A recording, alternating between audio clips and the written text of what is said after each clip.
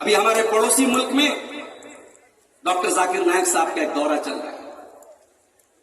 بہت ساری باتیں اس دورے کے تعلق سے ہیں، میں وہ ساری باتیں چھیڑنا نہیں چاہتا. ایک بات میں کہنا چاہتا ہوں، کوئی خاتون تھی، نیوز اینکر تھی، میک اپ وغیرہ کر کے جیسے وہاں رواج ہے وہ بیٹھی تھی ڈاکٹر صاحب کے سامنے. ڈاکٹر ذاکر نائک صاحب نے کہا کہ اگر کوئی خاتون، کوئی غیر محرم عورت میک اپ کر کے سج سنور کے کسی مرد کے سامنے بیٹھی ہے اور وہ مرد اس عورت کو آدھا گھنٹے تک دیکھ رہا ہے اور اس کے دل اور دماغ میں کوئی ہلچل نہیں مچ رہی ہے، اس کو کوئی فرق نہیں پڑ رہا ہے، تو اس مرد کو کسی ڈاکٹر کے پاس جانا چاہیے. وہ مرد نہیں ہو سکتا.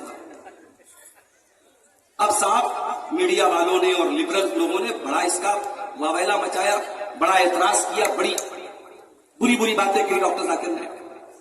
مگر آج آپ دیکھ لیں، آج کی دنیا کا اصول یہی ہے، قانون یہی ہے. عورت کو یہی پڑھایا گیا کہ میں ننگی پھروں، میں کچھ نہ پہنوں، تم اپنی نظر کی حفاظت. یہ دنیا اس کو ترقی کہہ رہی، اس کو عورتوں کی آزادی کہہ رہی. ایک ایسے دور میں جہاں عورت سے اس کا عورت پن چھین لیا گیا، اس کی نسوانیت چھین لی گئی. ایک ایسے دور میں جہاں عورت سے اس کا پردہ چھین لیا گیا.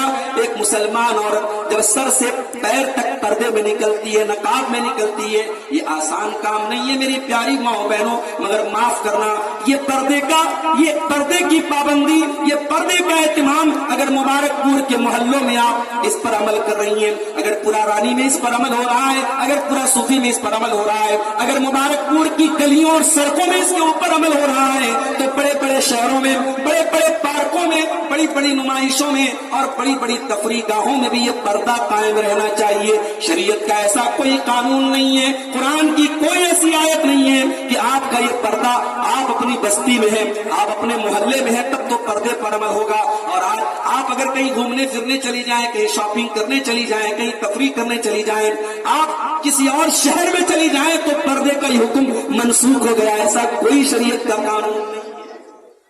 آسان تو نہیں، من کو مارنا پڑے گا.